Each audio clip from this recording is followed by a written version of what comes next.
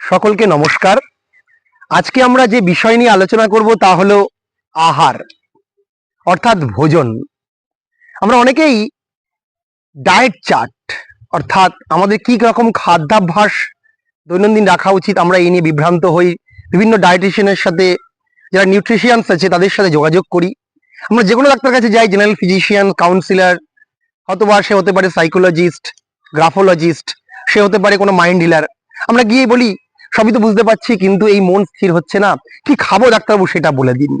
অথচ আমরা এই খাদ্যাভ্যাস নিয়ে যে গ্রন্থটার দিকে একবারে আমাদের এতদিন নজর দেওয়া উচিত ছিল, আমি মনে করছি সেটা হচ্ছে শ্রীমদ্ ভগবদ গীতা।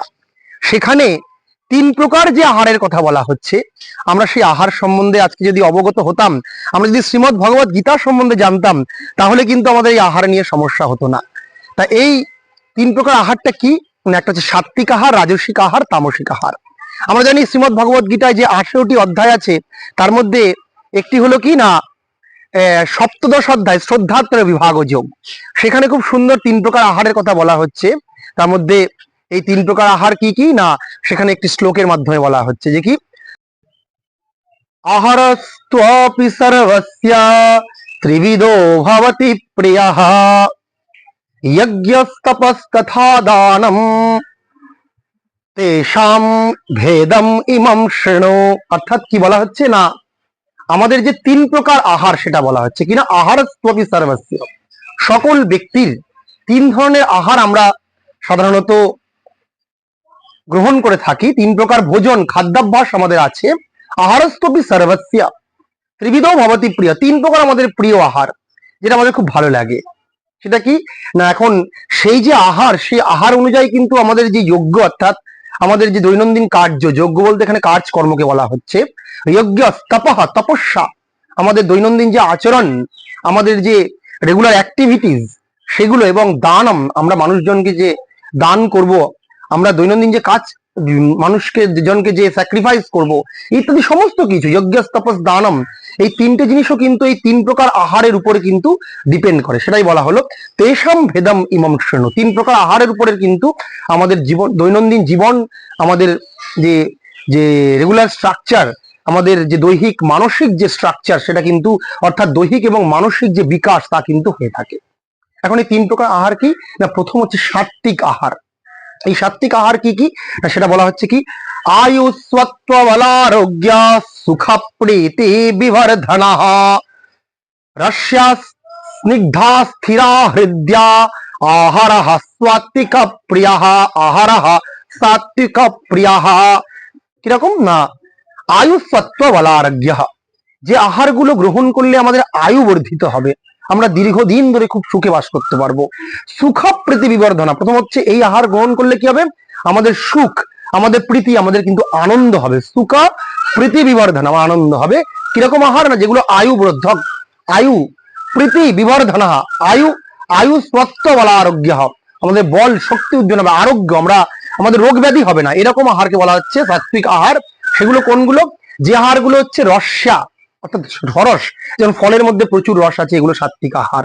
দুগ্ধ দুগ্ধ, যেগুলো রস জাতীয় আহার, সেগুলো হচ্ছে কিন্তু কি না, যেগুলোর মধ্যে প্রচুর রসালো, সেসব আহার হচ্ছে সাত্বিক আহার। রস্যা স্নিগ্ধা, যেগুলো খুব সরল সহজ পাচ্য, স্থির এবং হৃদ্য, যেগুলো আমাদের হৃদয়কে ভালো রাখে, যেগুলো খেলে আমাদের আনন্দ হয়, এরকম শুদ্ধ জাতীয় যে আহার, দুগ্ধ জাতীয় যে আহার, সেগুলো হচ্ছে কি সাত্বিক আহার, যেগুলো আমাদের সুখ এবং প্রীতিকে আমাদের বাড়াবে। এবার কি না রাজসিক আহার। রাজসিক আহার কোনগুলো বলছে কি কট্টম্ল লবণাৎ তুষ্ণা রুক্ষ, কট্টম্ল লবণাৎ তুষ্ণা তীক্ষ্ণ রুক্ষা বিদাহিনঃ। কোনগুলো না, যেগুলো হচ্ছে কটু, অত্যন্ত তিতো, লবণ জাতীয় আহার, অত্যন্ত লবণ খরা, হ্যাঁ, উষ্ণ, অতি উষ্ণ, অনেকে গরম গরম খাওয়া খেতে পছন্দ করে। তীক্ষ্ণ রুক্ষ, অত্যন্ত সূক্ষ্ম আহার, সেগুলো কিন্তু হচ্ছে রাজসিক আহার। যে আহারগুলো কট্টম্ল লবণাৎ তুষ্ণ রুক্ষ তীক্ষ্ণ রুক্ষা বিদাহিনঃ আহারঃ রাজসস্যষ্টা দুঃখ শোকাময় প্রদাহ। এই আহারগুলো রাজসিক আহার। যে আহারগুলো গ্রহণ করলে আমাদের কি হবে না, আমাদের দুঃখ শোক রোগ বর্ধিত হবে, দুঃখের কারণ হবে, আমাদের শরীর খারাপ হলে, মানসিক অস্বস্তি হলে আমাদের দুঃখের কারণ হবে, উদর পীড়া হবে, উদরের যন্ত্রণা হবে, নানান প্রকার। এই যে আমি যদি মাছ মাংস জাতীয় আহার আমরা যদি এগুলো বেশি বেশি করে গ্রহণ করি আর কি, যেগুলোর মধ্যে প্রচন্ড মেদ আছে, যেগুলোর মধ্যে প্রচন্ড ফ্যাট আছে, এই জাতীয় আহার করলে আমাদের কোলেস্ট্রল হবে, ফলে কিন্তু এগুলো দুঃখ হবে, শোক বর্ধিত হবে, এবং কি হবে না আমাদের আময় অর্থাৎ আমাদের রোগ বৃদ্ধি পাবে। আর তামসিক আহার অর্থাৎ যে আহারগুলো একেবারে বর্জনীয়, যে আহারগুলো গ্রহণ করা উচিতই নয়, সেগুলো কি না বলছে কি, সেগুলো হচ্ছে তামসিক আহার।